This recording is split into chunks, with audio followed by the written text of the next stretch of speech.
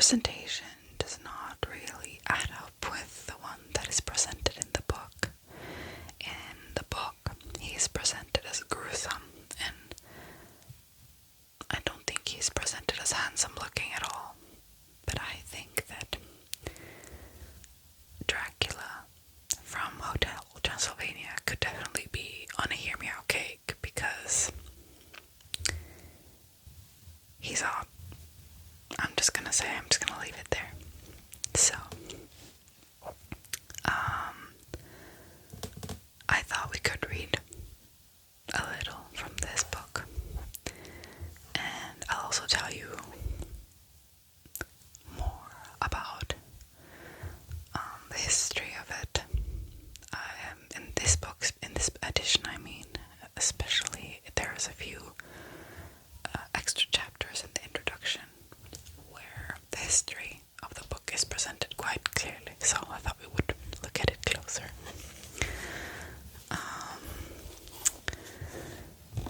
On the back, it says, Dracula is the classic vampire novel that set the standard by which all vampire fiction is measured. This deluxe edition, which takes its text from the first printing, features art and designs by Edward Gorey, the master of macabre illustration. So, I don't remember which publisher this book is from, but it has hundreds of bats on its edges, and it's like partly sprayed edges then with the bats, and it's so pretty. And the fabric on the front is like velvety, and then this illustration is not. It's more paper-like, and this part is really soft, and the letters are embossed, so you can feel the letters, which is really, really nice. Always a sign of a high-quality book, really. Maybe not 100% always, but often.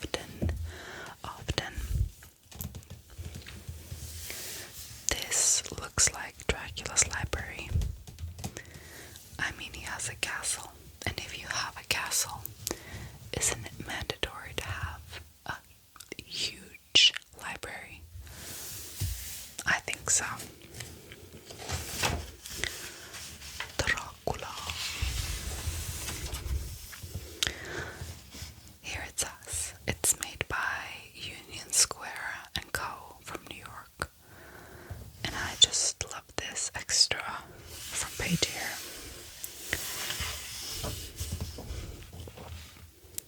It's so gorgeous. And the introduction we're about to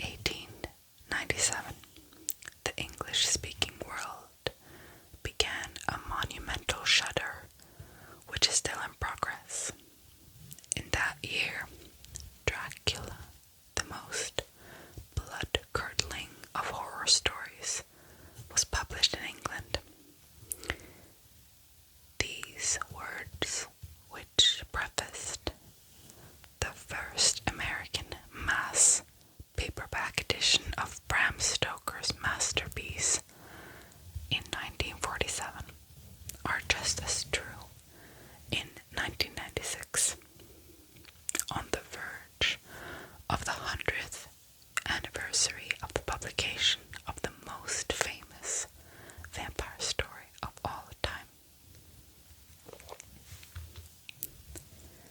Not only did Dracula catch fire in 1897, but so did the offices of Archibald, Constable and Company, the book's first British publisher. With the records incinerated, the number of printings in the original run can only be guessed as very large. 2 years later, Doubleday and McClure issued the first American edition. But though Stoker was born in Ireland, there was no Irish edition until 1933, when Sean O'Curran translated it into Gaelic for a Dublin publisher. 50 years ago, when Pocket Books released the American paperback in July 1947, there were still a few literate Americans capable of ignoring Dracula. How could they? How could they? Even though there have been two important film adaptations, F.W. Murnau's brilliant but unauthorized 1922's silent version Nosferatu, which Bram Stoker's widow Florence quashed shortly after its release, and the 1931 Hollywood edition version based on the 1929 hit Broadway play by Hamilton Dean and John L. Balderston, and starring Bela Lugosi as the sanguinary count. Then came television and a sudden national display of interest in creature features.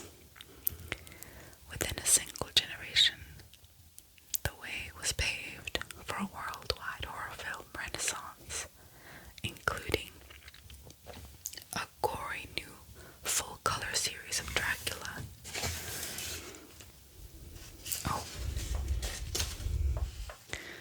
Of Dracula pictures from Hammer Films, most of them boasting excellent production values, but none of them especially faithful to the highly cinematic Bram Stoker original.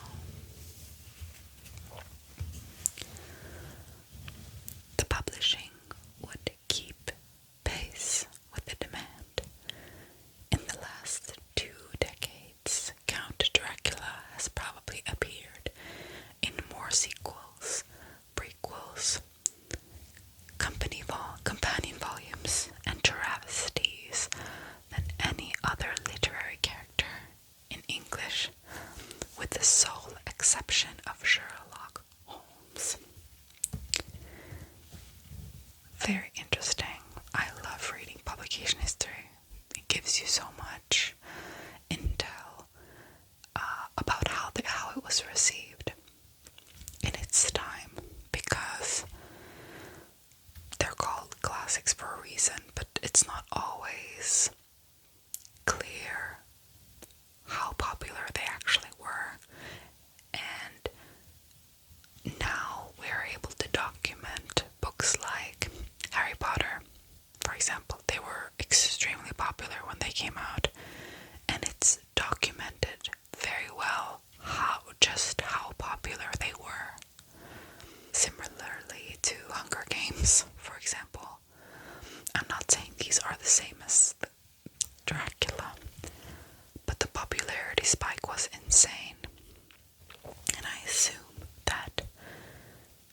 classics had a similar popularity spike in its time. It's just hard to grasp because it's so long ago. And they still hold up, especially Dracula.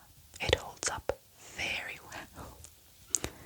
I'm not biased or anything, I promise. I promise. The book Dracula is a late flowering of Gothic literature, with its formidable array of proud and iniquitous counts in its ruined castles, its secrets, natural, supernatural, and unnatural. Certainly, though its expression is more restrained, Stoker's profane vision wells up from the same dark regions that spawned M.D. Lewis's fallen Capuchin clergyman in The Monk. Analogies can also be drawn between Stoker's 3-century-old vampire and Charles Maturin's soul vampire, Melmoth the Wanderer. But Dracula is more than just a Gothic retreat. It is the quintessential reworking and culmination of devices and technologies common to the subgenre of vampire fiction. Vampire stories share common elements almost by definition. They must have an innocent victim or victims menaced by a predatory villain, though sometimes, as in J. Sheridan Le Fanu's novella Carmilla, the vampire is initially winsomely appealing. The victims are typically numerous, though there is usually only one vampire. Dracula bends this latter convention, but not by so much. The Count dominates the 3 sister vampires, just as he does the action. Structurally and temporally, the vampire stories tend to share a common pattern. Dramatic irony generally pervades the exposition. The protagonist is unaware that something wicked this way comes, but the reader knows. I think that actually is quite common in films nowadays too, that the viewer knows, but the protagonist has no clue what's going on. So I think that's something that the horror genre specifically has stuck with since. Really interesting. I didn't think about that when I read Dracula the first time. So really insightful. In simpler, shorter stories, the vampire may win, in which case the story is over, except that the victim may now be one of them. More often, the classic structure prevails, and the vampire preys on one of those disposable victims that authors introduce, merely to bring them to a dreadful end. The slaughter of the innocents, however, alerts the protagonist to the vampire's true nature and intentions. Now, instead of dramatic irony, perhaps a game of wits occurs between hero and villain before the inevitable chase and or tracking down of the monster into her or his lair, where the beast is destroyed at last. This is the structure of a powerful myth, like Herman Melville's harrowing horror story, Benito Cereno. It begins with the tragic blindness and ends in tragic vision. As he wrote his vampire novel, Bram Stoker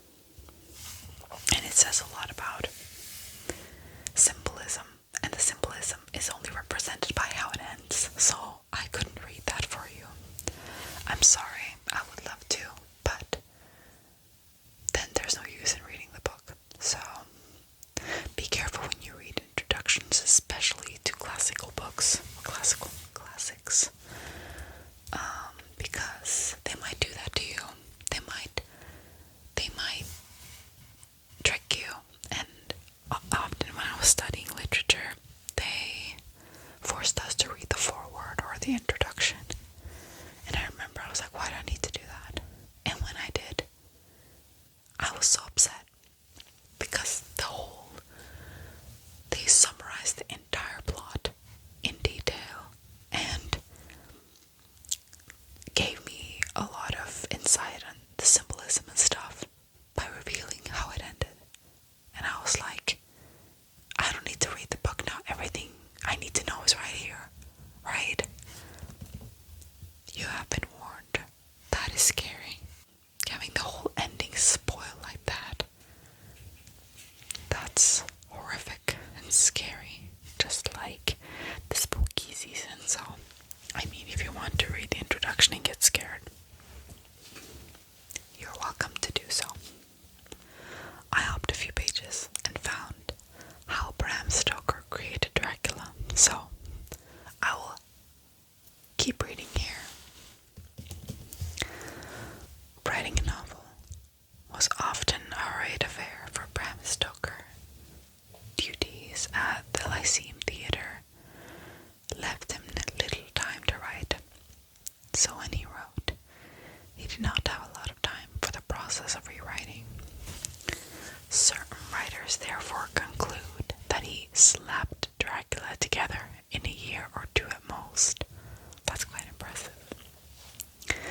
Even if there were no evidence to the contrary, this would be unlikely.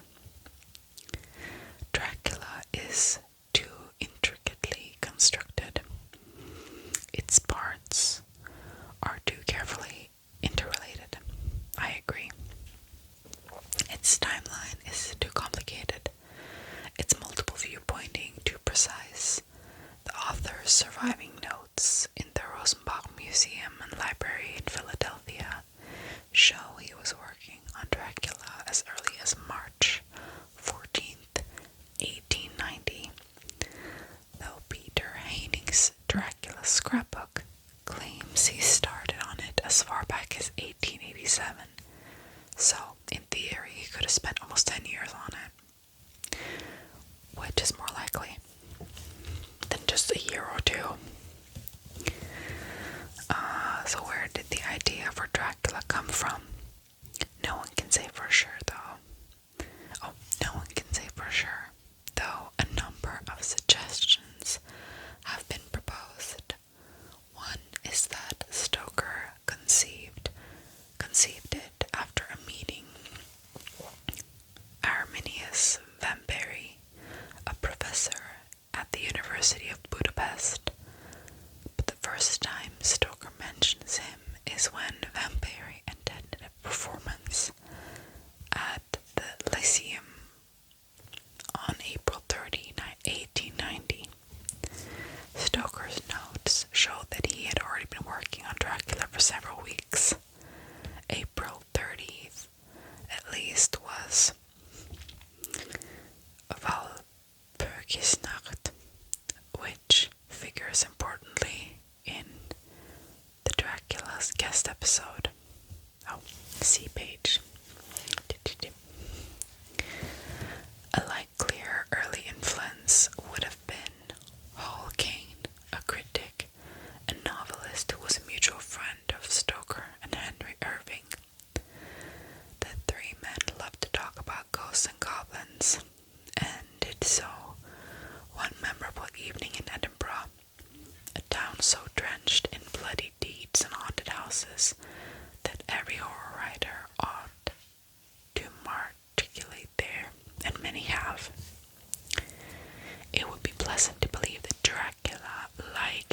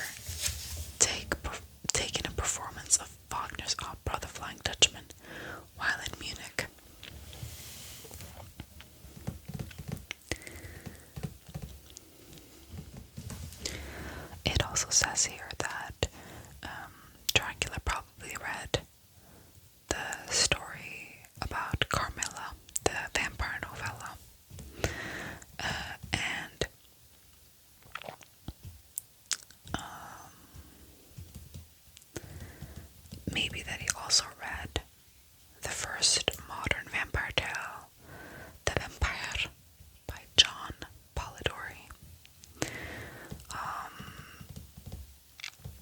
And it said they might have been friends. So, I mean, Bram Stoker was probably inspired. And even though he was inspired by others, his story is original. And maybe he's not the inventor of vampires. He's the one who popularized it, mostly, I think. So, this is really interesting. I think we'll skip and read a little bit from the book as well. Not. So, I thought we could read a few first pages from how the book starts, because I think it's really interesting. I've mentioned this before, but I hate, and I don't know why I hate it so much, but I despise books that are in letter, or what is it called?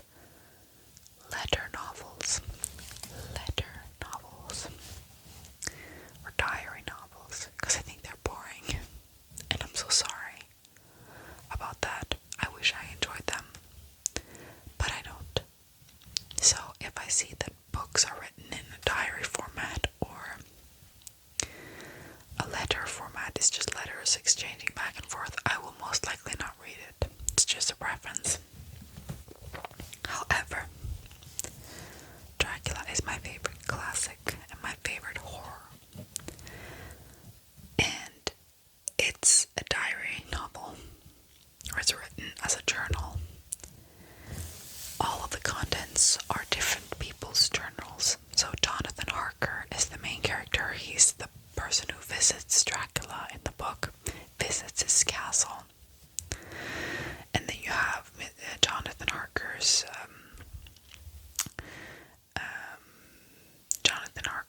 wife. I don't really remember if it's Mina or if it's Lucy. I think it's Mina. It's also like the doctor's diary and Mina's friend Lucy. And the whole book is like that. The entire book is just a journal, basically, and letters back and forth.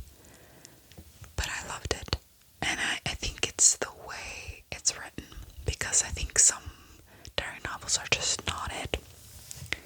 But this one is it. Okay, this is it. It's so good. And many people I've seen, they think it's boring. I don't know if it's the story that's that interesting, or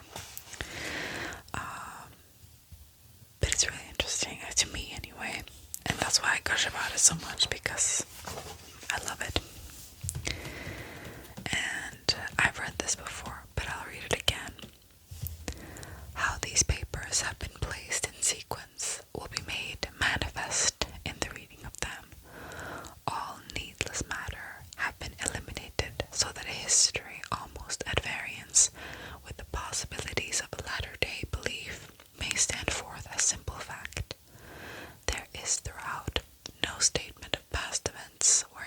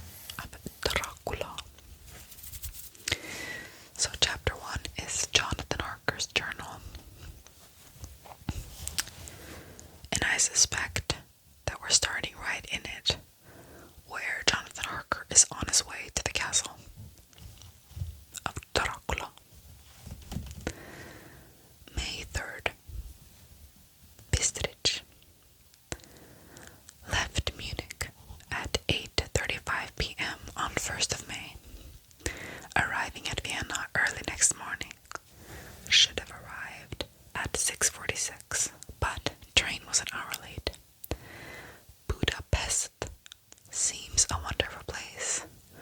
From the glimpse which I got of it from the train, and the little I could walk through the streets, I feared to go very far from the station, as we have arrived late, and would start as near the correct time as possible. The impression I had was that we were leaving the west and entering the east.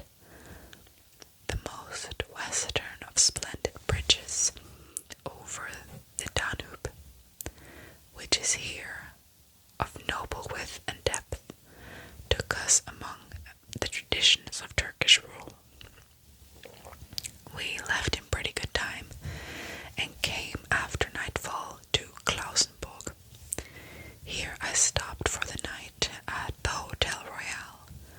I had for dinner, or rather supper, a chicken done up some way with red pepper, which was very good, but thirsty. Get a recipe from Mina. I asked the waiter, and he said it was called paprika hendel, and that it was a national dish. Oh, as it was a national dish, I should be able to get it anywhere along the Carpathians. I found my smattering of German very useful here indeed. I don't know how I should be able to get on without it.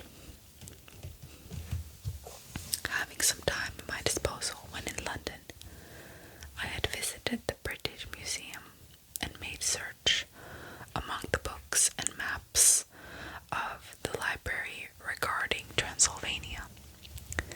It had struck me that some foreknowledge of the country could hardly fail to have some importance in dealing with a noble of that country. I find that the district he named is in the extreme east of the country, just on the border of 3 states, Transylvania, Moldavia, and Bukovina, in the midst of the Carpathian Mountains, one of the wildest and least known portions of Europe.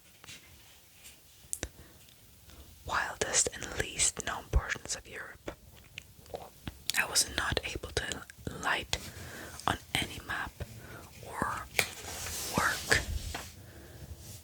giving the exact locality of the castle Dracula, as there are no maps of this country as yet to compare with our own ordnance survey maps. But I found that Bistric, the post town named by Count Dracula, is a fairly well-known place. I shall enter here some of my notes, as they may refresh my memory when I talk over my travels with Mina. In the population of Transylvania, there are 4 distinct nationalities: Saxons in the south, and mixed with them the Valakhs, who are the descendants of the Dacians, Magyars in the west, and Tegelis in the east and north. I am going among the latter, who claim to be descended from Attila and the Huns.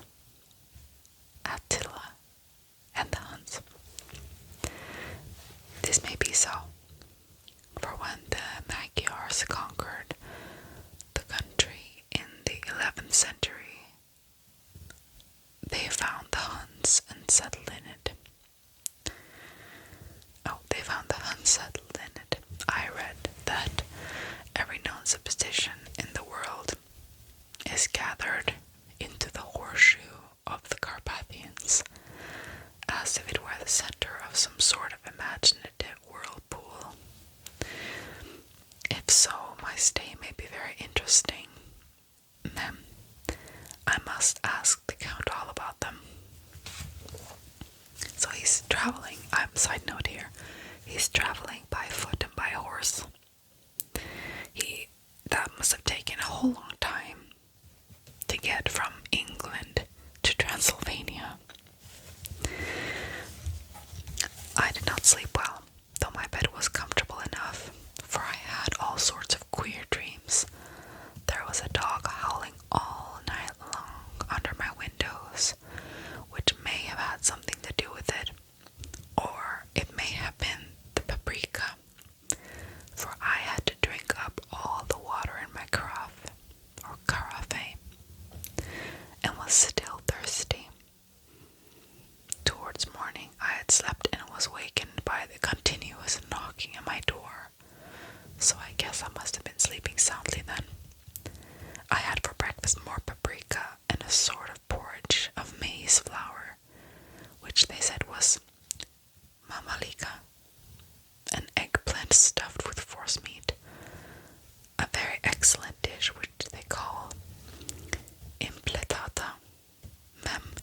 recipe for this also. Side note again, I'm so sorry. This is also what I like about it. About this book, it sounds like I'm reading someone's travel journal. And it sounds almost like a blog, or I can really vividly feel like this is something that a person would actually write in their own journal, and not the kind of journal where I'm like, they didn't write this. Whatever. Let's keep going because I'm babbling on here. I had to hurry breakfast for the train started. I'm taking back what I said earlier because I must have been not reading really properly. He's also going by train. I'm taking it back. I'm so sorry. I said he was walking all the way and doing horseback riding and stuff. He was also taking the train. I'm so sorry. I'm taking it back. I had to hurry breakfast, for the train started a little more before 8, or rather, it ought to have done so, for after rushing to the station at 7:30, I had to sit in the carriage for more than an hour before we began to move. It seems to me that the further east you go, the more punctual are the trains. What ought they to be in China? Quite punctual, I think. All day long we seemed to dawdle through a country which was full of beauty of every kind. Sometimes we saw little towns or castles on the top of steep hills, just as we see in old missals. Sometimes we ran by rivers and streams which seemed, from the wide stony margin on each side of them, to be subject to great floods. It takes a lot of water, and running strong, to sweep the outside edge of a river clear. At every station there were groups of people, sometimes crowds, and in all sorts of attire. Some of them were just like peasants at home, or those I saw coming through France and Germany with short jackets and round hats and homemade trousers, but others were very picturesque. The women looked pretty, except when you got near them, but they were all very clumsy about the waist. They all had full white sleeves of some kind or other, and most of them had big belts with lots of strips of something fluttering from them, like the dresses in a ballet, but of course petticoats under them. The strangers' figures we saw were the Slovaks, who are more barbarian than the rest, with their big cowboy hats, great baggy, dirty white trousers, white linen shirts, and enormous heavy leather belts, nearly a foot wide, all studded over with brass nails. They wore high boots, with their trousers tucked into them, and had long black hair and heavy black mustaches. They are very picturesque, but do not look prepossessing. On the stage, they would be set down at once as some old oriental band of brigands. They are, however, I am told, very harmless and rather wanting in natural self-assertion. It was on the dark side of twilight, when we got to Bistritz, which is a very interesting old place, being practically on the frontier, for the Borgo Pass leads from it into Bukovina. It has a very stormy existence. It certainly shows marks from it. 50 years ago, a series of great fires took place, which made terrible havoc on 5 separate occasions. At the very beginning of the 17th century,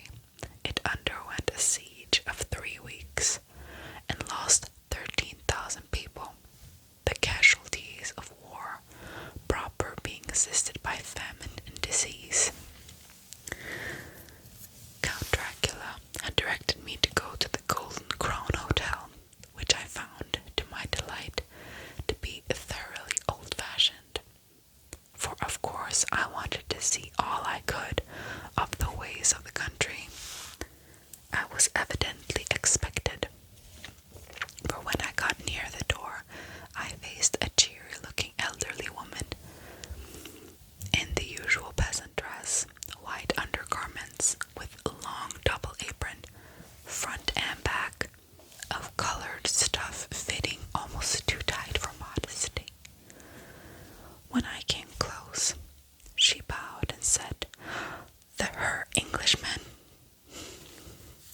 Yes, I said, Jonathan Harker. She smiled and gave some message to an elderly man in white shirt sleeves who followed her to the door. He went, but immediately returned with a letter. I suspect this is Dracula. My friend, welcome to the Carpathians. I am anxiously expecting you. Yes, it is Dracula. Sleep well tonight. At 3 tomorrow, the diligence will start for Bukovina. A place on it is kept for you. At the Borgo Pass, my carriage will await you, and will bring you to me. Oh, the carriage. I trust that your journey from London has been a happy one, and that you will enjoy your stay in my beautiful land. Your friend, Dracula.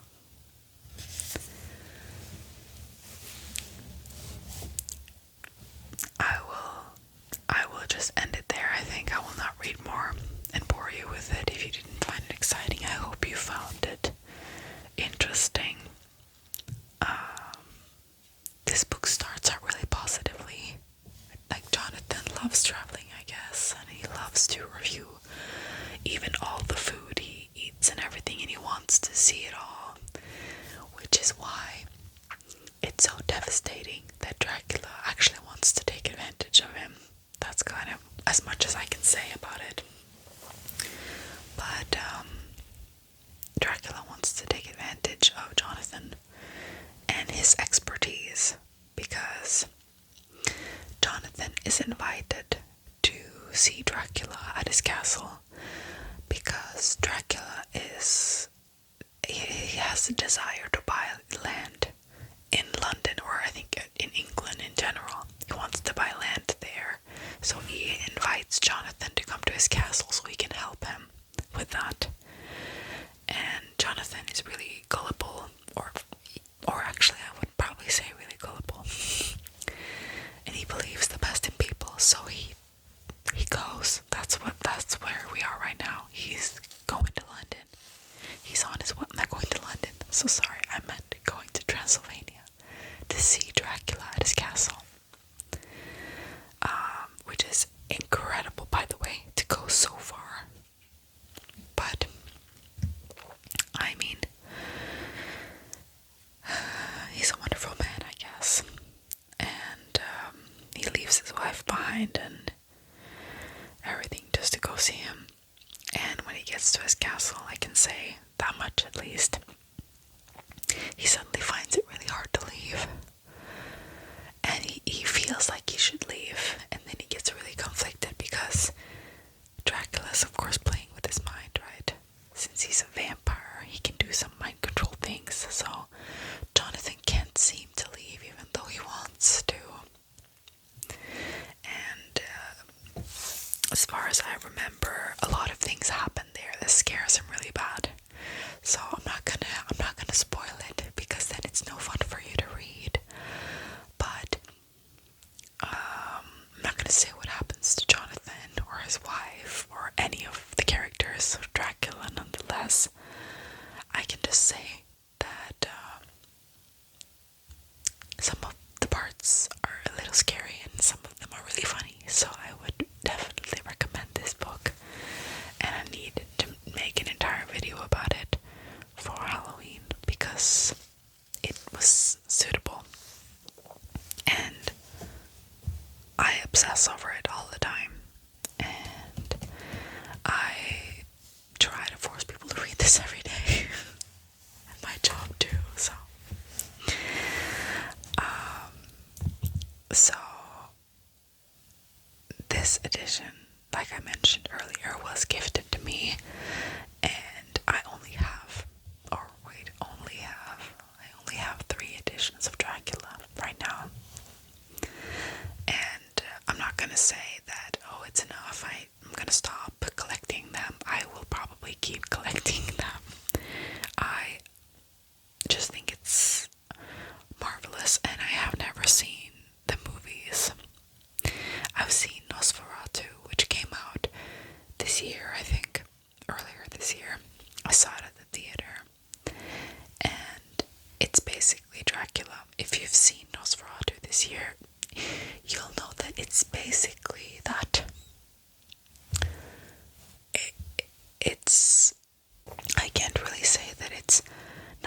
100% of the story it's accurate or anything, but close. So I'm not gonna say that, oh, if you don't want to read the book, you should just watch Nosferatu. But if you want the essence, or a general outline of what happens, I would say everything except for the ending is very similar, because the ending of Nosferatu is not what happens in Dracula. Very different. And well, yeah, the ending is really different, and the whole plague aspect is quite similar, but not. It's not how I pictured it in the book. So it's a different ending, and it's a different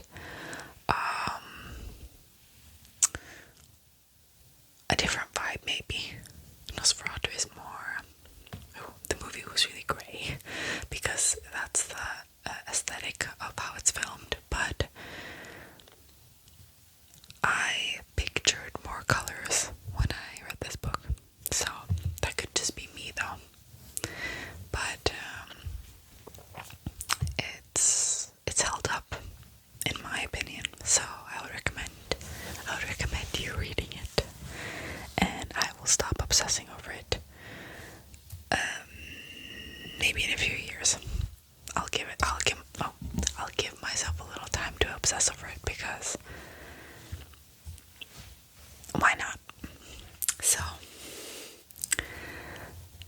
I would like to thank you for being here and for watching and listening to my rambles and just about all this nonsense. And I would like to thank you for being ever so kind to me and for supporting me, liking my videos and subscribing. Thank you so much.